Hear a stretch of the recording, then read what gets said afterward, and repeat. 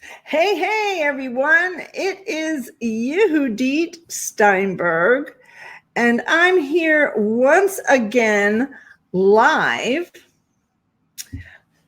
from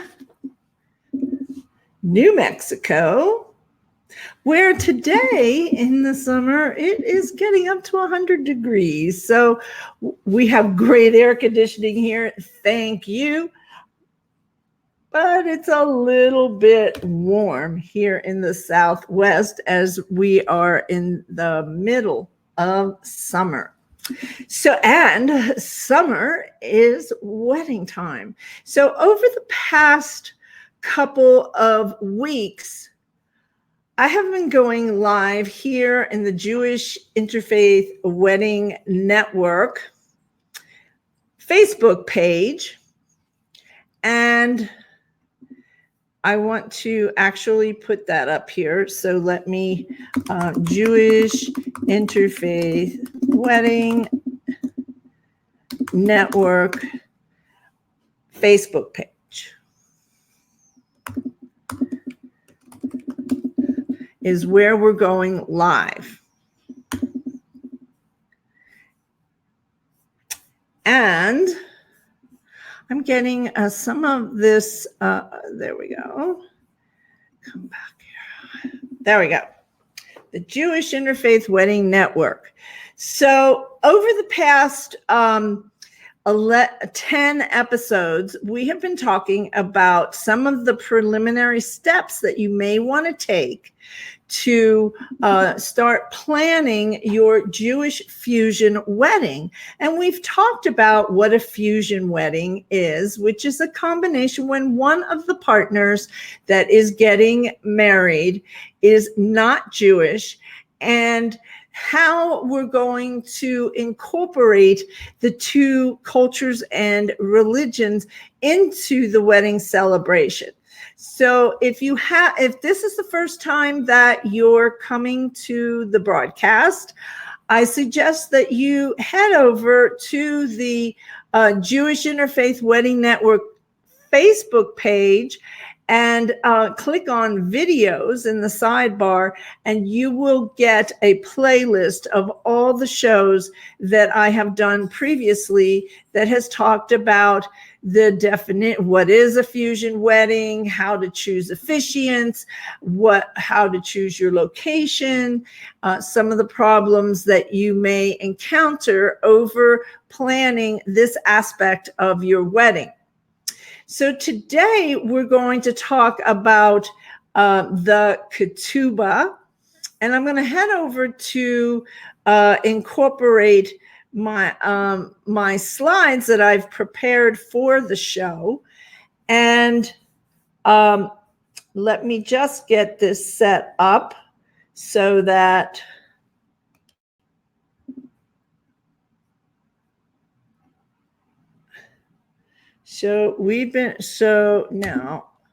okay.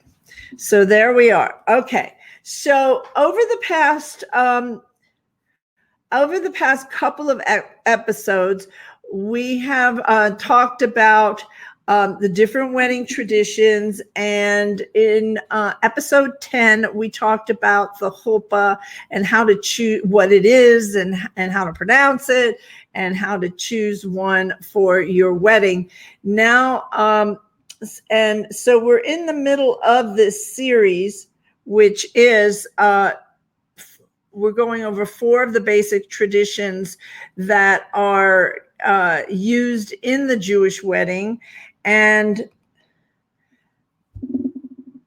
as we've said in all of our episodes, that there is more than one way to say I do, especially these days. And it's all about what is best for you and your specific situation, your family, and your guests. So to review the traditions that we are covering in this series, the episode 10 was the wedding canopy, which is called a chuppah. And there is a picture of an indoor beautiful chuppah and the couple that has just been married. The second tradition that we are going to cover is the marriage document, the marriage contract that is called a Ketubah, which means it is written. And that is what we are going to focus on today, so stay tuned. Here we see a picture of the rabbi reading the Ketubah. And in the next episode, following the today, the Ketubah, we are going to talk about the wine blessing, known as a kiddush, and an example of a table that was set up with the wine. And then the tradition, which in most cases is, even if there are no other traditions that are included, we tend to have the smash the glass that symbolizes the end of the ceremony and the beginning of the celebration. So what I would like to get into now is I would like to go ahead and talk to you about the Ketubah. Oh, that's interesting. This little slide needs to be adjusted. Thought I had gotten all of them done correctly, but I see. So let me also put up a little bit of a, there we go. This is the Jewish Fusion Wedding Talk Show, and I am Yehudit Live. So, back over here. Okay, what is a Ketubah? So a Ketubah is one of the oldest traditions, wedding traditions in the Jewish wedding, and it dates back 2,000 plus years, and it is one of the first legal documents giving financial and legal rights to the bride. It provides for a money settlement payable to the wife in the event of divorce or the husband's death. And you have to realize that back in those days, in ancient times, women were not allowed to own property. And so these things needed to be decided to protect the bride and her future when if in the event that her husband is no longer with her for whatever reason. Now, over the years, there has been some changes, especially in the past 20 to 30 years. The Ketubah has come to a bit of a transformation. And so at this point, we find one size doesn't fit all. Isn't that the way so much of our weddings are today, and many other things, because our society today is in flux with the onset of technology and other aspects. So it's like the first time I went on to ketubah.com, this website, to choose a ketubah, I got overwhelmed. And that's why I have decided to show you how to choose a ketubah. And then in a follow-up video, I have actually how you go through the ordering process on ketubah.com, because it does have a few steps. So the modern Ketubah, it has a bit of a different, it's a little bit different interpretation, and it really has transformed from a contract with monetary stipulations to one of love, honor, and respect, and a beautiful piece of artwork that serves as a remembrance of your wedding day that hangs on the wall in people's homes.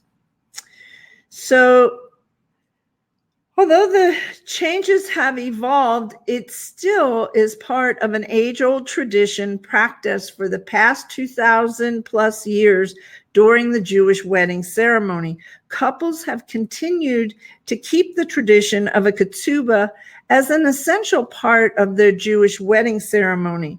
Traditions were never meant to be stagnant. They were always designed to change with the times. The modern ketubah text today reflects on a couple's commitment to love and honor and respect one another. And the content of a ketubah generally also includes the date and place of the wedding, the names of the bride and groom. So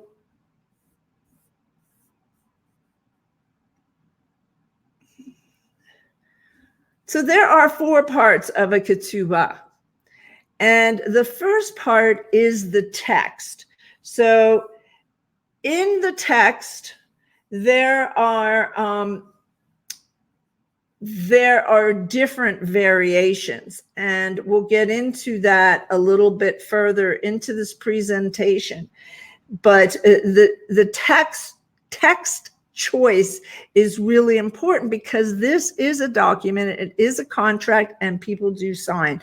So so we have Hebrew, English text, and the other part is the artistic style and design that you're going to choose. So here we see the tree of life is a popular choice of design. And also at the top, if you see, I am my beloved and my beloved is mine, Anile Dodi Vidodi Li, is also a very popular phrase that is used throughout the wedding. The third part of the ketubah that you're going to make your choice is the personalization. And here is one part where a lot of couples tend to miss, because it is a document. In some instances, when you're following the Jewish law, and it's an Orthodox or conservative ketubah, then the personalization makes it a contract. You don't have a contract without putting your name and date and where. So this is so I will go over that briefly in this video as well. And then if you notice at the very bottom, there are signatures, and there are specific signatures, witnesses, the officiant, and the bride and groom. And so there are 4 parts to consider when you are choosing and ordering your ketubah. So as I mentioned, we have the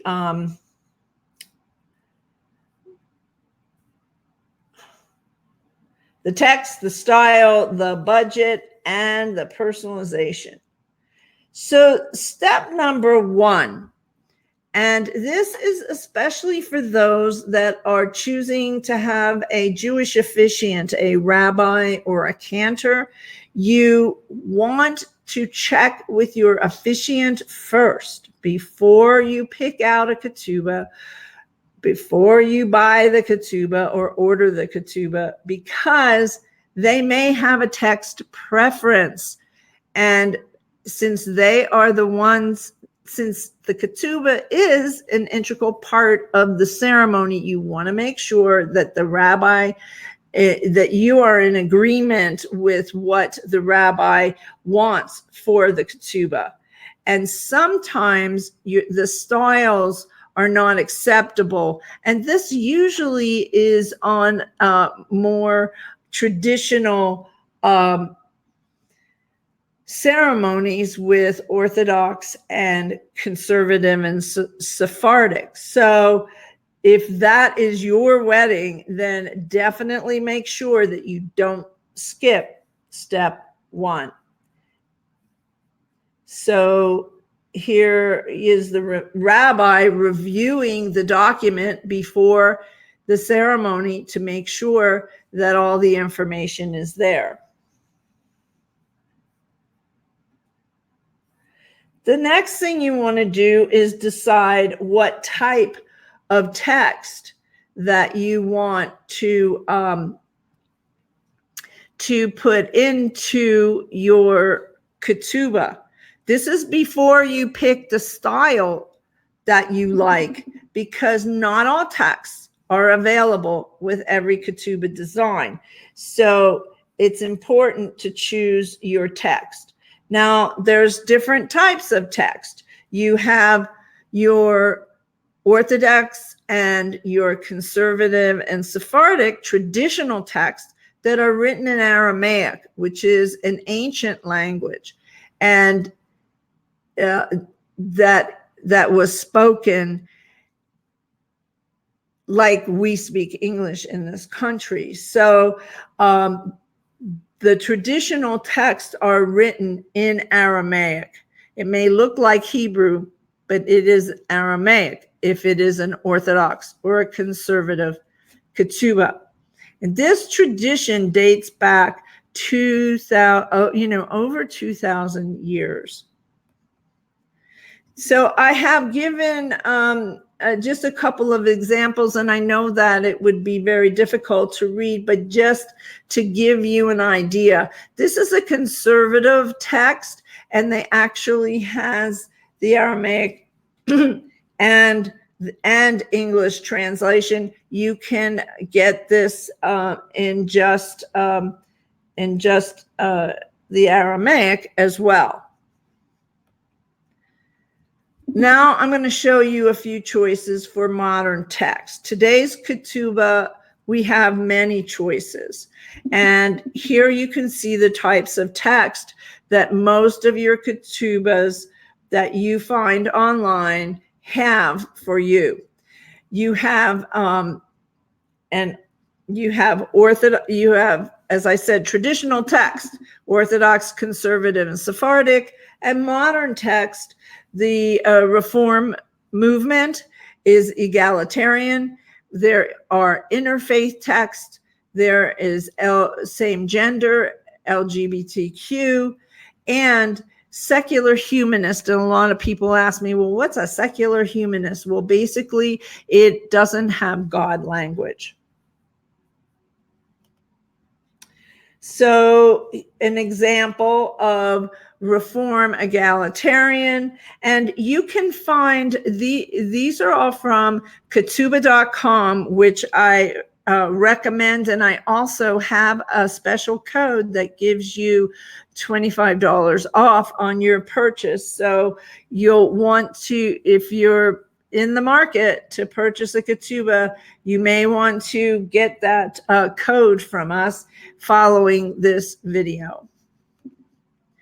And here we have an interfaith text, a sample of an interfaith text.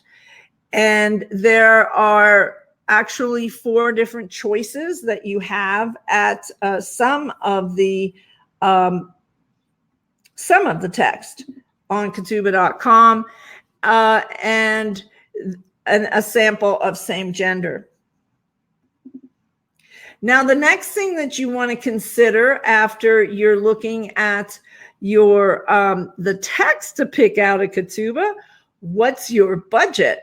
Because a ketubot, which is the plural for ketubah in Hebrew, are at all different price ranges, and you want to consider how much you are going to spend. An average for an artist giclée print runs between $200 to $300. And then there are options that are less money, and then there are options for custom and for a lot more money. So the third thing that you want to do, once you now know what type of text you want, and you know what your officiant is looking for, and you have an idea of your budget, you're now ready to start to choose your artistic style and design. And what's that going to be? Is it going to be traditional, abstract, modern, or something whimsical? There are so many different designs that will suit everybody's taste. So I'm going to show you a couple of different ideas. Now, a traditional type of Ketubah that has come from, I don't know exactly when it was instituted, but paper cuts are a type of Jewish art. And this particular artist, Danny Azule, he has the most amazing paper cuts I have ever seen. And I'm not exactly sure the price range, but I think it's more over 500. But if you're interested in a paper cut Ketubah, I would check him out. Now, some of the Ketubah.com came out with a museum collection, which is really, I think, is kind of cool, because they have taken the Ketubot that are at the museum, the Jewish Museum in New York, and they have, I don't know, about 6 or 8 in their series now.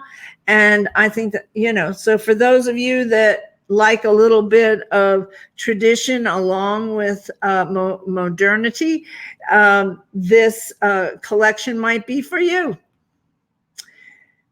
Another way to go is, this is a Japanese washi paper Ketubah called Branches by Jennifer Reichman, and she's on Etsy and has been very popular over the past few years as well. And we've worked with her and have been satisfied with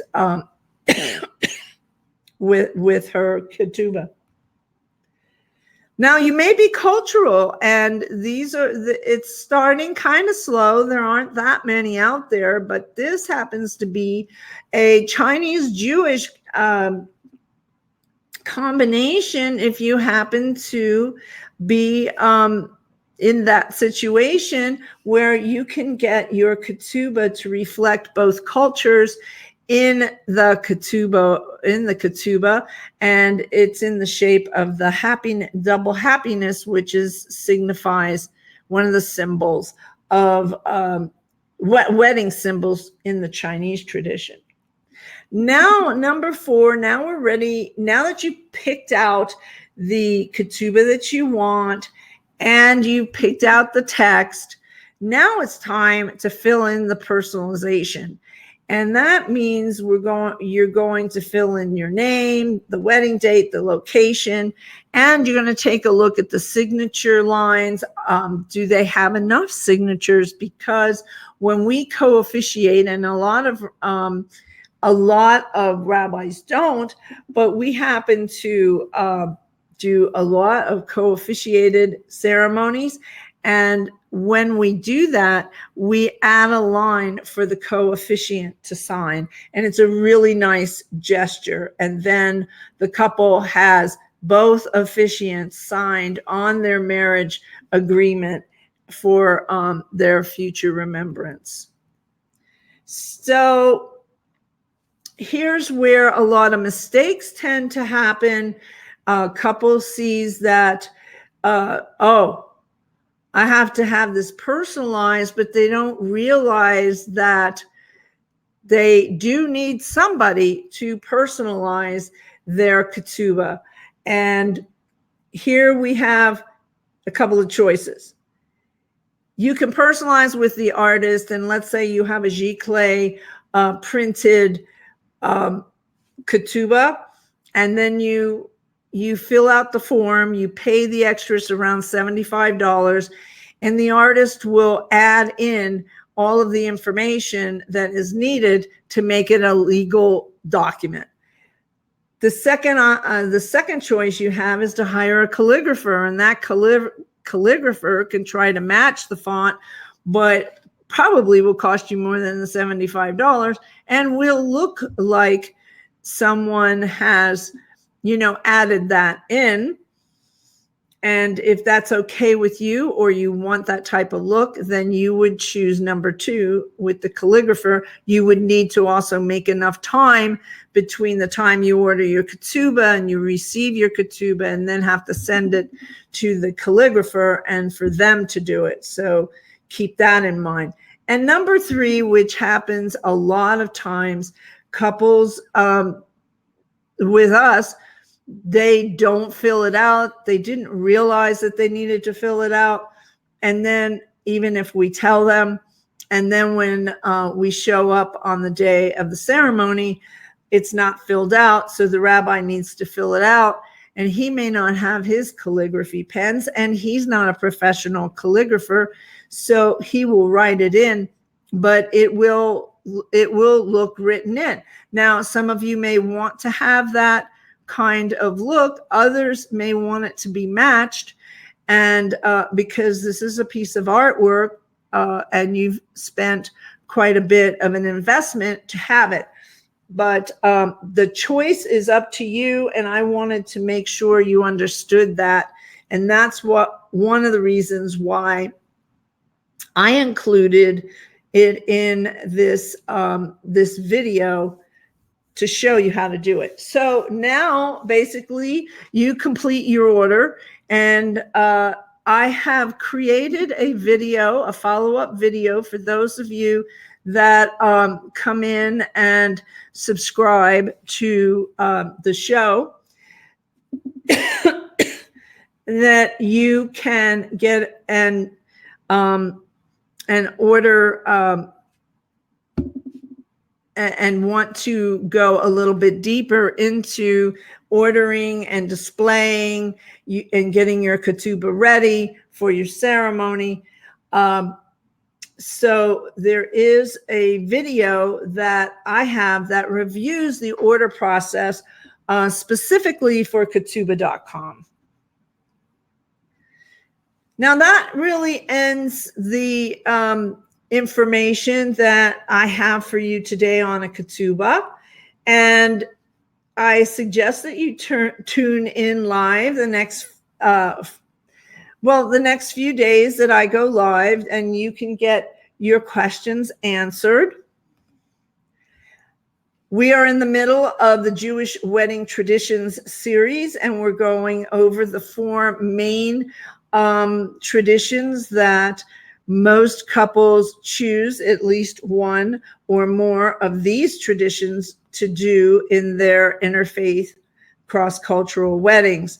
So we have episode 10 is the chuppah. This episode 11 is the ketubah. Our next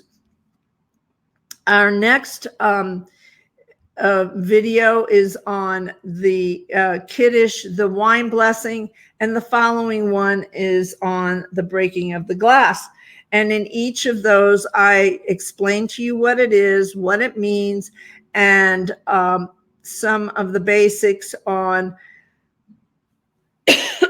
some innovative ways that you can interpret and include the meanings of the wine blessing. We have 1 or 2 different wine blessings that we have used for couples that are from 2 different traditions.